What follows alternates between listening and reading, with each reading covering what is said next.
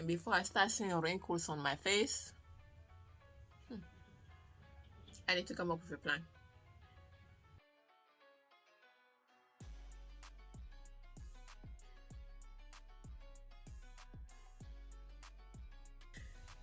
Hello.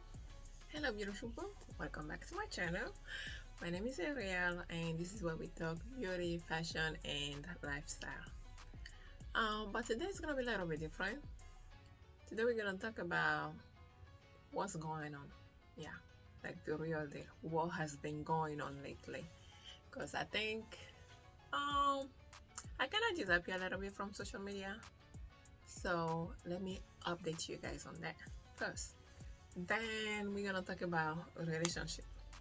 Yeah, I think that's a topic that I'm about to get beat up for, or however you're gonna call it. But I'm still gonna say what I have to say. So relationship one-on-one. Okay, first let's talk about what's going on lately. So I just turned 31. Yeah, I'm even scared of calling the number actually. Yeah, 31. Or maybe I should say 13. Okay, let's reverse it. I just turned 13. So I'm at 30 again. I'm trying to figure out what I want to do, what I should do, but okay. Let's be honest. I turned 31 and usually I plan my birthday ahead, like months ahead. Like there is always something that I'm doing, like either it's a photo shoot, it's a vacation, or there is always something that I kick off, or dinner, whatever, like something just to celebrate it. But for some reason this year I actually plan to travel, and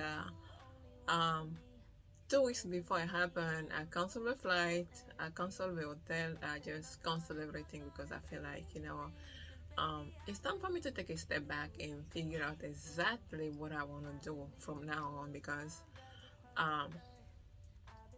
one thing that is scaring me is I'm looking at the retirement age in America, and let me be honest with you, I think it's 65, I'm not sure, but looking at that number, I'm 31. If I minus 31 from 65, I'm left with 34 years of working. That means I have to work more than how many years I spent on earth already. And that number is scaring me. Like, I don't think I'll be able to do that. So I'm trying to figure out what I should do to cut that retirement age short for myself. Like, not worrying about social security or retirement money, 401k. Now, like, I already know at this point that I'm not gonna retire at 65, and my goal is, well, I used to think I wanted to retire at 50, and looking at it now, work for another 19 to 20 years.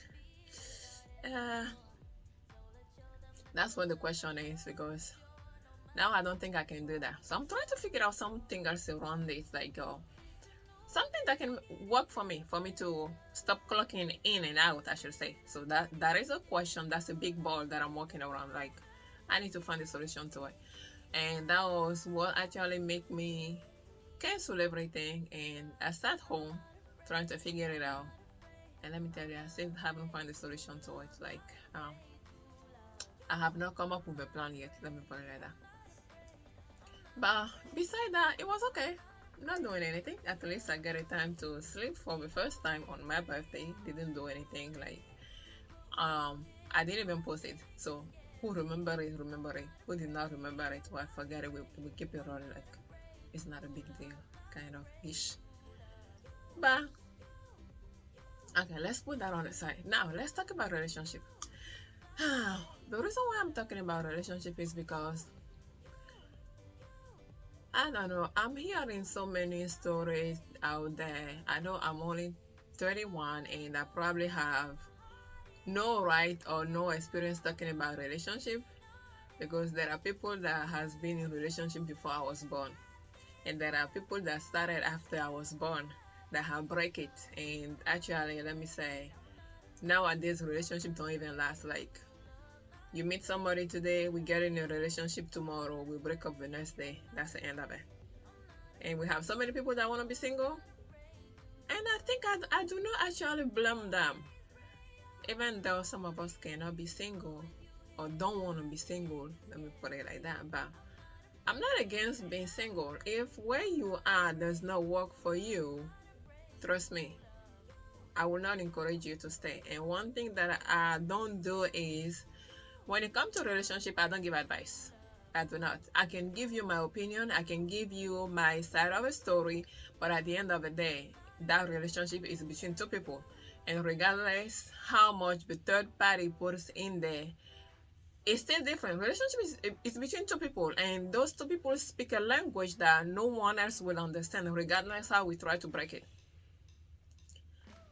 It's like, regardless how much you try to tell somebody, they will never understand what you're going through. Like, the main decision is left to you to decide what you want to do at the end of the day. Because I can go to anyone and tell you my side of the story. That's how I feel about it. That's how I understood it. That's how I live it. But you, in the contrary, you only taking what I'm saying. There are things that I might not be able to tell you, or there are things that I have swept under the rug because I think that it doesn't matter, or there are things that I have forget all along, but it's bothering the other part. So it's hard to advise somebody when it comes to relationship. But my point is, it hurt me when people get in a relationship and the next thing, like, it crash, then you guys become enemies.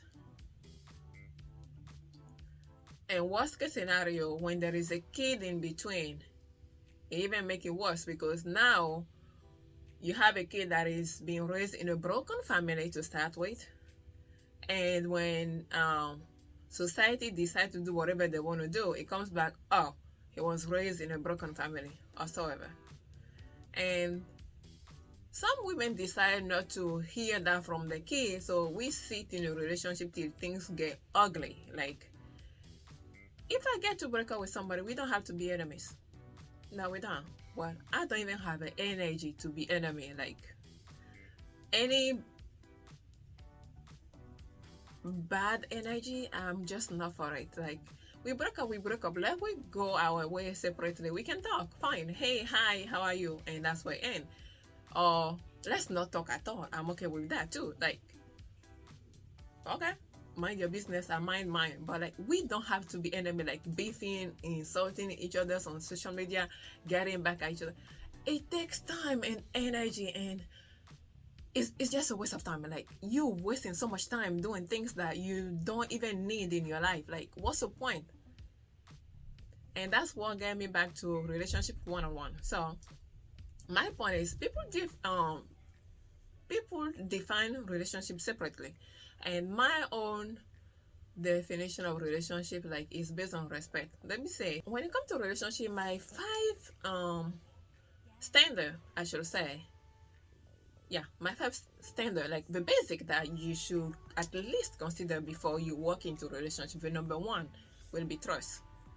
Trust is really, really, really, really, and very delicate. And once you break it, I don't care how much you try to get it back. You might get some of it back, but trust me, you always gonna have like that broken shell around it. When you break an egg, you can pick it up back. When you pick it, regardless how you put it together, there is something missing in there, and you're gonna see all the cracks on it. So once you break that trust, it's never gonna be the same again. So that's the number 1 when it comes to relationship.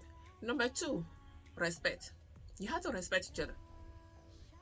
And when I say respect, I'm talking about basic respect. Like, we can beef around, we can insult each other, use like words, but when it comes to those words, you have to be careful which words you're using, because you cannot curse. Once you start cursing somebody, come on, where is the tiny bit of respect that you have for each other? And when I talk respect, I don't mean you have to get on your knees or you have to suck somebody's feet. Nah. Basic minimum respect. Let's just be like, professionally respect each other. Like, you can get into argument, you can talk it out, hear my point, I hear your point. Okay, we can agree to disagree. Let's keep it rolling. But to disrespect somebody, start cussing, start insulting the parent that have nothing to do with the story. Whew. Come on. Please, come on. Okay, let's head to number three. Number three, communication. It is funny how people think they communicate. Let me put it like this. Communication goes both ways. It goes two ways. Communication goes two ways. Like what I'm saying and what you actually hearing. There is a difference. You can talk to somebody, but what they hear is not what you're saying. So we have to be on the same page when it comes to communication. And between that communication, people need to understand that we are two different people with two different backgrounds trying to come together. So yes, it is gonna crash. It's 100% gonna crash. But the main thing is you have to fix that crashing because it is two different people. Can you imagine like water and oil getting together? It does not match. Oil is always gonna try to be on top and water is always gonna have to be at the bottom because it's heavier. But the thing is, you can work with that depending on what you're looking for in a relationship. Like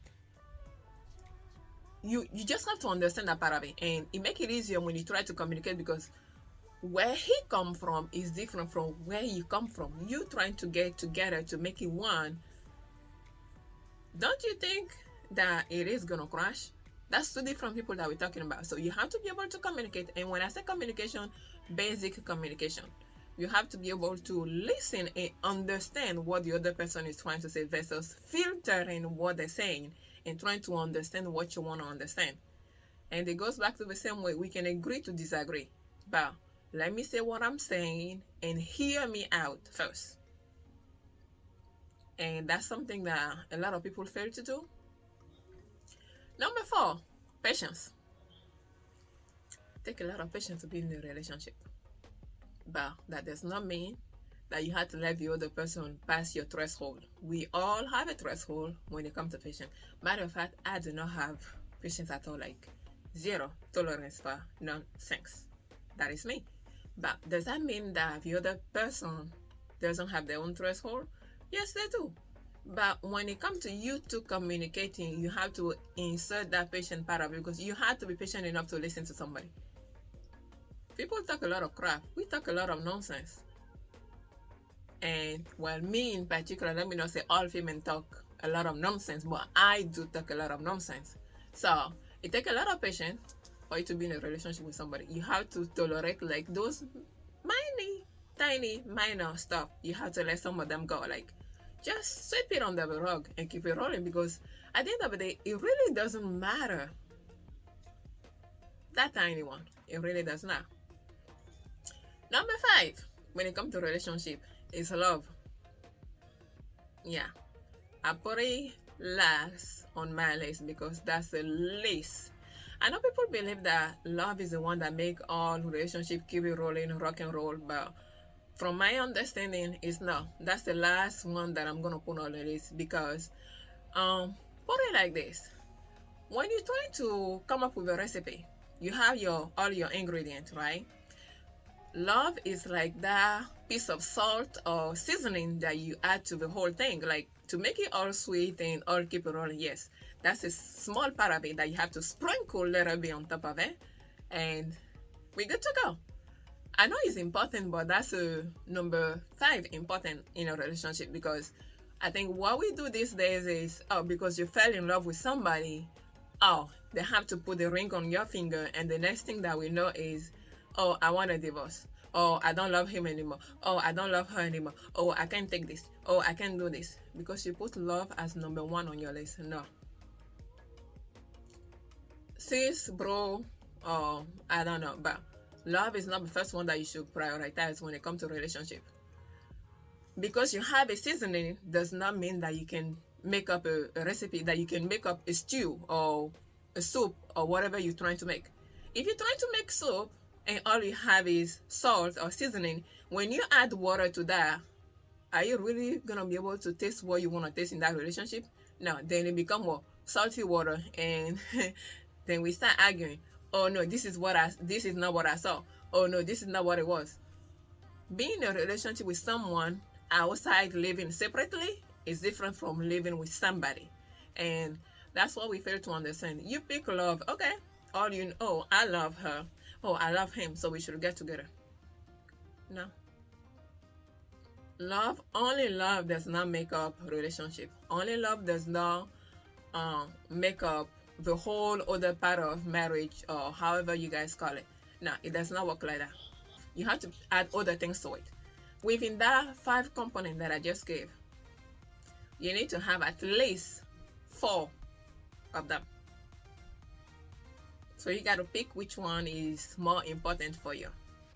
You can, in life, they say you cannot have it all. Matter of fact, not all the fingers are equal. So you got to pick 4 that you can work with. The 5th one, you can work on it as you go. But let me tell you, I personally will pick love last because we can work on that as we go.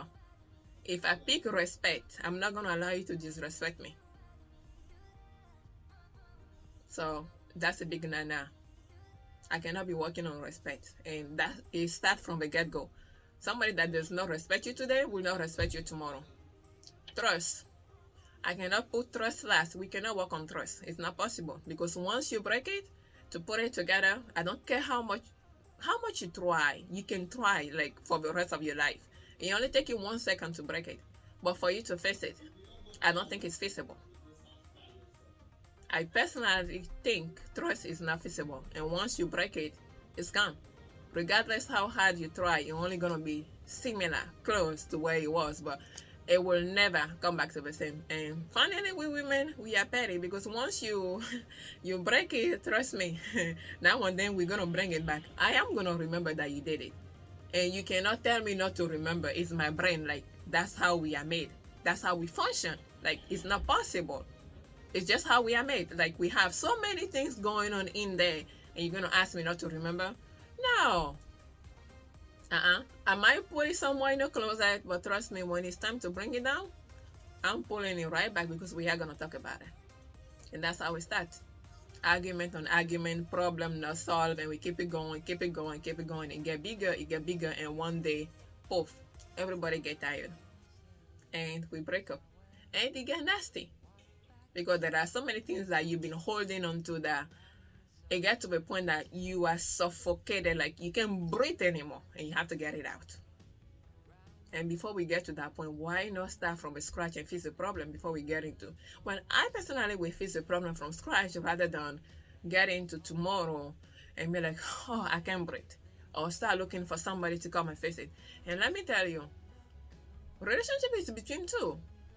Once you start having a third party coming in consistently to face the problem, to talk to you guys, and to you forgive each other, when it becomes a consistency, I'm sorry to say, about that means it's time to let go. I can allow somebody to come in and talk to me once.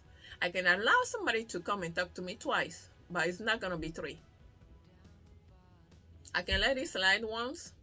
The maximum that I will do will be 2. But if there is a third time, no. Let everybody go their way, because it's just not possible. It's for 2 people. If a third party had to come and give their opinion on it, that means something is not right. Okay, we try to put up with that. Then what? We got the same problem again, and somebody has to come and fix it? No, it's for 2, not 3. When it's become 3, 4, it's time to file for bankruptcy. Yeah, I said bankruptcy because I look at the relationship like a business. That's how business run. You have to have trust and respect for each other for you guys to be even able to work together. Like respect, trust, communication, patience, and one little bit of love, affection, or whatever you call it. Because if you can stand somebody, trust me, you're not going to be able to work with them. If I cannot stand you, I'm sorry. I don't want nothing to do with you. That means I don't even want you in my radar. Like, I don't want you in my shadow at all. That is me. So, if we take love as a business, and you're coming along with your business partner, you have to trust each other. If you don't trust somebody, you cannot work with them.